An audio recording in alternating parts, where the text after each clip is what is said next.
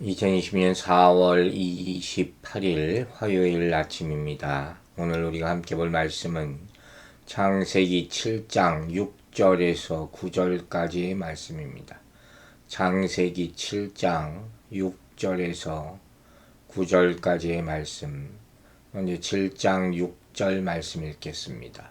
홍수가 땅에 있을 때 노아가 600세라. 자, 본문은 노아의 나이를 이렇게 언급하고 있어요. 좀 특별하죠. 네, 성경을 보면 어떤 중요한 사건이 있을 때 그 사건의 주역, 주인공이 되는 사람들의 나이를 밝히는 경우가 있는 것을 발견할 수가 있습니다. 본문도 아주 굉장히 지금 타이밍이 아닙니까? 아담이 범죄한 이후에 계속 누적되어 오던 죄를 씻어버리는 그런 구속사의 중요한 전기가 되는 홍수 심판이 시작되는 시점이란 말이에요. 이때 노아의 나이가 600살이라 하는 것을 밝힘으로 많은 사람들이 더 긴박감을 일으키고 집중하게 만드는 것입니다. 이와 같이 이 홍수와 관련된 여러 가지 사건을 보여주면서 여러 숫자들이 자주 나오는 것을 보게 될 텐데, 이와 같은 것은 또 이 노아의 홍수 사건이 전설이 아니라 분명히 역사적으로 일어난 사건임을 명백하게 나타내주는 그런 자료가 될 수 있는 것입니다. 여러분, 홍수에 대한 기록은 거의 모든 민족의 역사 가운데 나타납니다. 그런데 조금씩은 아마 다 틀리겠죠. 그러니까 서로와 같이 그렇게 되어 있는 경우가 많다는 거예요. 그러나 이 성경에 나오는 이 노아 홍수 사건처럼 구체적인 수치까지 표기되어 있는 것은 없습니다. 즉, 이 성경에 나오는 노아의 홍수의 기록만이 진실된 내용을 담고 있다 하는 사실을 보여주고 있는 것입니다. 한편 이 본문을 보면 600살, 그때 노아의 나이가 600살이었다 그랬어요. 6과 100과 세, 이렇게 세 개가 결합된 그런 단어죠. 성경을 보면 6은 보통 앞에 나온 4절에서 본 40이란 숫자와 유사하게 고난을 상징하는데 많이 사용됐던 그런 숫자입니다. 예수 그리스도께서도 여섯째 날인 금요일에 순환을 받으셨고, 또 계시록에 나오는 여섯 인과 여섯 나팔, 여섯 대접 재앙의 예언에서도 이 세상의 마지막 때에 인간이 당할 재앙에 대해서 그 내용을 적어 놓은 것을 우리가 본 바가 있습니다. 그래서 노아가 600세의 홍수를 맞았다 하는 것도 노아가 1년이라는 오랜 기간 동안에 방주에서 제한된 생활을 하는 고난을 겪고 그 후에야 새로운 역사의 주역이 될 수 있음을 강조하고 암시하는 그런 모습이다. 우리가 이렇게 생각할 수가 있을 것입니다. 이와 같이 성경에 나오는 숫자와 나이의 언급에도 중요한 의미가 있다는 것을 우리는 알 수가 있는 것입니다. 자, 7절 봅니다. 노아는 아들들과 아내와 며느리들과 함께 홍수를 피하여 방주에 들어갔고, 자, 드디어 노아의 가족들이 방주에 들어가는 아주 역사적인 순간이 나타나고 있습니다. 이러보건대 본문은 1절에 나온 여호와의 명령이 그대로 이제 노아로부터 순종되는 것을 보여주는 것이죠. 순종에 대한 말씀을 어제 우리가 본 바 있습니다. 또한 이 모습은 노아의 가족이 가장인 노아를 중심으로 하나의 신앙, 일치되는 신앙을 가졌다는 사실도 우리로 하여금 보게 합니다.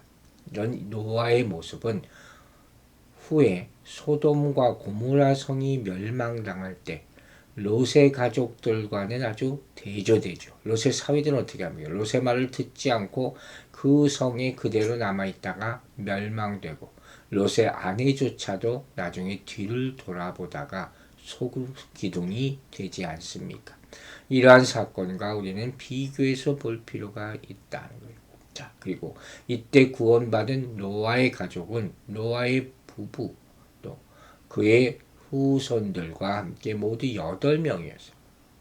이런 노아의 가족들이 이 가인의 후손인 람에게 경우와 같이 여러 명의 아내를 두지 않았다 하는 사실도 우리가 발견할 수가 있죠. 즉, 이들은 경건한 신앙의 소유자였음이 이 모습 가운데서도 우리가 발견할 수가 있는 것입니다. 또한 이 글자를 통해서 이 성경을 해석하는 사람들이 있거든요. 제가 가끔 인용하는 한자, 이 한자라는 것이 표의 문자, 뜻글자 아닙니까? 그래서 아주 이해하는데 여러분 많은 도움이 됩니다. 사실 여기 말하는 노아의 방주를 배선, 우리가 선박할 때 선자, 한자로 배선이라는 한자가 쓰여져요. 이 이제 배선이라는 한자는 어떻게 모양이 만들어져 있냐면 노아의 가족 8명을 의미하는 8팔자, 여러분 잘 아시죠? 이 팔자와 또 사람이 뜻하는 입구자라는 글자가 있어요. 또 배를 의미하는 주자가 있어요. 이 세 글자가 합쳐서 만들어진 글자가 바로 배라는 의미의 선자라는 것이에요. 그래서 이 최초 이 한자의 모습 안에 노아의 가족 8명이 타고 있는 배의 모습도 찾아볼 수 있다 하는 흥미로운 해석도 여러분들에게 언급해 드립니다. 이 홍수를 피하였다 했어요. 홍수를 피하여 방주에 들어갔고, 이 말은 문자적으로 보면 얼굴로부터 피했다. 즉 노아를 비롯한 8 식구들이 이제 곧 닥쳐올 엄청난 홍수를 직면하였으나 이로부터 등을 돌려서 방주로 들어갔다 하는 그런 의미예요. 여러분, 이 의미로부터 우리는 한 가지 중요한 교훈을 얻을 수 있죠. 저처럼 시험을 당할 때 하나님께서 마련해 놓은 곳으로 피하는 것이 최상의 방책임을 믿으시기 바랍니다. 하나님께서는 당신의 백성들 앞에 시험을 허락하실 때는 피할 길을 예비해 놓으셨다 하고 고린도전서 10장 13절에서 분명히 말씀하셨습니다. 그래서 하나님께서는 당신의 백성들로 하여금 그 어떤 시험이든지 감당할 수 있게 도우시는 하나님이시라 하는 것입니다. 또 한 가지 본문을 통하여 우리가 간과할 수 없는 사실이 있어요. 그것은 무엇이냐? 방주로 이렇게 들어간 노아의 모습을 보면 이건 자의적인 행동 같아 보이지만 사실은 뭐가 있어요? 그 배후에서 이미 방주를 지으라고 말씀하기 시작하신 하나님이 계시죠. 명령하신 분도 다 하나님이시라는 것을 잊지 말아야 한다 하는 것이에요. 즉 하나님께서는 세상에 살고 있는 모든 숨쉬는 것들이 생명이 소멸되는 그때를 대비하여 방주를 먼저 예비하게 하신 것이에요. 이렇게 하나님께서는 택한 백성들을 다 구원하신 후에야 비로소 물로 심판하신 것입니다. 하나님의 초점은 심판보다 구원에 있다. 의인의 구원에 있다 하는 사실을 우리는 잊지 말아야 할 것입니다. 또한 오늘 이 본문은 이 땅이 종말의 심판에 임할 때 그때의 모습도 상상해 보게 하죠. 그때 어떻게 하십니까? 하나님께서는 당신의 백성들을 위한 처소를 예비하실 것이다 하는 사실을 예표하고 있는 것입니다. 그것이 완성되는 날 주님께서는 우리를 다시 부르셔서 이 땅에 재림하실 것이요. 그때 우리 모든 성도들은 영원한 구원의 방주인 천국으로 들어갈 것이고 악인들에게는 끔찍한 심판이 행하여질 것이다 하는 것을 모두가 잊지 말고 믿으시기를 바랍니다. 8절 말씀 보겠습니다. 정결한 짐승과 부정한 짐승과 새와 땅에 기는 모든 것은, 자, 본문은 하나님께서 정결한 짐승뿐만 아니라 부정한 짐승까지도 방주로 불러서 구원하셨음을 보여줍니다. 그래서 1차적으로 하나님께서 창조하신 이 세상을 홍수 이후에도 원형에 가깝도록 보존하시기 위해서라 하는 뜻이 담겨져 있다 하는 것이죠.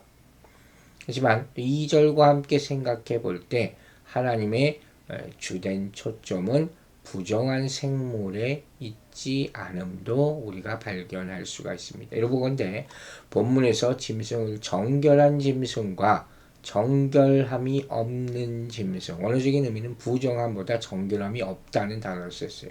이렇게 두 개를 나누거든요. 이와 같은 모습은 가깝게 뭘 의미한다 그랬습니까? 노아가 제사, 즉 희생 이식을 하기 위해서 준비한 제물이었다는 것이죠. 즉 나중에 이 출애굽한 이스라엘 백성들에게 세워주실 희생 예식, 성막을 짓고 제사를 드린 거기에 필요한 예물을 예표한 것이다 하는 것도 우리가 상징적으로 깨달을 수 있는 것입니다. 그러므로 노아가 지은 방주는 단순히 생존을 위한 거처만이 아니라 여호와 하나님을 향한 예배가 준비되고 있는 곳이었다 하는 사실을 꼭 명심해야 될 것입니다. 이제 9절 보겠습니다. 하나님이 노아에게 명하신 대로 암수 둘씩 노아에게 나와 방주로 들어갔으며, 이 모습은 오직 하나님께 택함받고 부름받은 자만이 예수 그리스도께 나와 구원받을 수 있다는 것을 보여줍니다. 여러분, 동물들에게 무슨 의지와 무슨 생각이 있어서 그들 스스로 방주에 들어갈 수가 있겠습니까? 그렇죠? 본능적이라는 것은 그 본능을 만들어준 분에 의지했다는 거죠. 오직 하나님께서 배후에 역사하셔서 그들로 하여금 나아가게 한 것이라는 사실을 보여주는 것이죠. 즉, 이 모습은 동물들이 스스로 뭔가를 느껴서 방주에 들어가게 됐다는 것이죠. 노아가 동물들을 모아온 것이 아니라 하나님께서 구원하실 동물들을 자진하여 노아에게 나오게 하셨다 하는 것입니다. 만약에 노아가 짐승을 방주로 들이기 위해서 이리저리 잡으러 다녔다면 아마 이게 가능했을까요? 어쨌든 하나님께서는 노아에게 그와 같이 명령하셔서 모든 생물을 다스리는 권한을 여전히 인간에게 맡기시는 하나님의 뜻을 다시 한번 상기시켜주는 그런 모습도 발견할 수가 있습니다. 그러나 모든 생물을 다스리는 일 동안 하나님의 섭리 가운데서 행해져야 함을 우리는 다시 한번 생각해 보아야 합니다. 이 모두가 인간 노아가 한 일이 아닙니다. 하나님께서 배후에서 역사하심으로 말미암아 가능하게 된 일이라 하는 것입니다. 그러므로 하나님은 인간을 도우셔서 이러한 어려운 일을 친히 담당하시고 단 하나의 실수도 없이 완료하신 것입니다. 사랑하는 여러분, 복음을 세상 끝까지 전해야 하는 사명이 그리스도인들에게 주어졌습니다. 세상 마지막 날 알곡을 모아 천국 창고에 드리는 일은 노아의 경우와 마찬가지로 하나님께서 하시는 것입니다. 하나님의 택한 자로서 우리 할 일은 끝까지 순종하고 낙오되지 않게 본인의 위치에서 사명을 감당하는 것뿐입니다. 하나님께서는 이처럼 우주 만물의 절대 주권자가 되셔서 짐승들 명하고 방주에 들어가게 하시고 또한 하늘을 명하여 비를 내리게 하신 것입니다. 여러분, 이 세상 일 가운데 우연한 것은 없습니다. 스스로 일어날 수 있는 것도 없습니다. 이 모든 것이 하나님의 주권적인 섭리에 따른 것입니다. 그러므로 우리 매 순간 하나님의 주권에 자신을 복종시키며 하나님의 뜻에 순종해야 할 줄로 믿습니다. 기도하겠습니다. 아버지 하나님, 오늘도 말씀을 주심을 감사드립니다. 하나님께서 모든 이 피조물들을 부르셔서 방주에 들어가게 하셨듯이 우리도 불러주심을 감사드립니다. 우리 소망이 천국에 있게 하여 주시고 이 땅의 삶이 순종의 삶이 되게 하여 주시옵소서. 하루하루가 힘들지만 또한 주의 말씀 붙잡고 생명 있음을 체험하며 살게 하심을 감사드립니다. 모든 성도들에게 하나님의 긍휼히 여기심과 평화가 임하는 하루가 되게 하여 주시옵소서. 우리 기도를 들어주심을 감사드리며 예수 그리스도의 이름으로 기도했습니다. 아멘.